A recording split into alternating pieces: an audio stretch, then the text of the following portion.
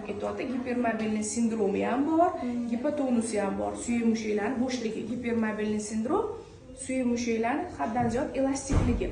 Hozir bunga parafin qo'ysa, undan battar bo'ladi. Kerak emas parafin.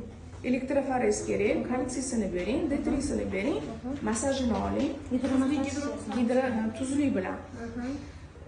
Gidrovanni bu holatlarda suvni kamroq qilib turib, naporni kuchliroq qilib turib, morskoy sol bilan qilish kerak. Suvni napori, udari mushaklarni mustahkamlaydi. Hvoya solmayli, cherida solmayli, faqat tuzli suv. Morskoy sol. Morskoy sol.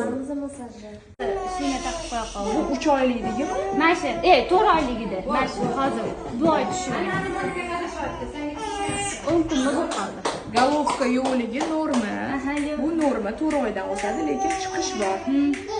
Faqat kalla. Hozir gidrovan, parafin, elektroforez, ortoped nima degan bo'lsa, o'shaning hammasi